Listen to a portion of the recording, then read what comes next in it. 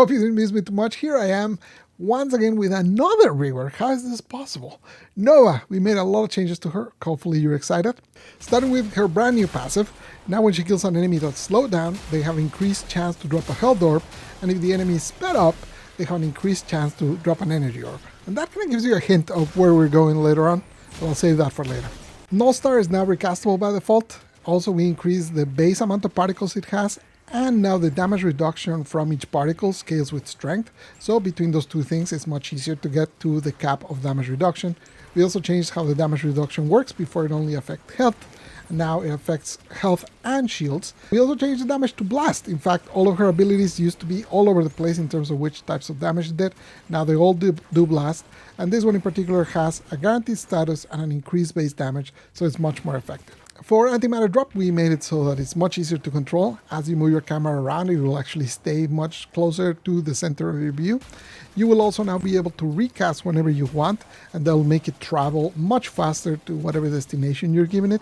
So it's much easier for you to cast it, charge it, and then drop it as a bomb wherever you desire. We also made it a little larger so it's easier to hit, and now it has a much better communication for as it charges, it starts filling up.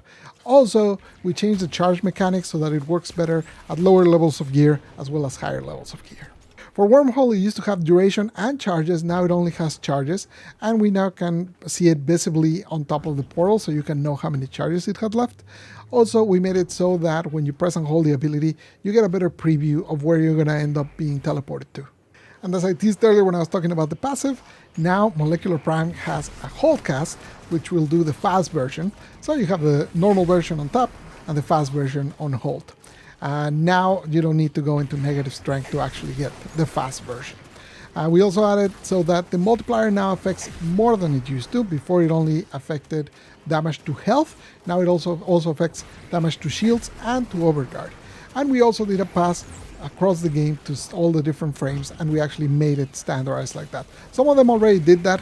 A lot of them were only doing it to health or health and shields. It was pretty inconsistent. Now we made it consistent across the board. I hope you're excited to play with these changes, some of them long requested, and you'll get them in your hands soon.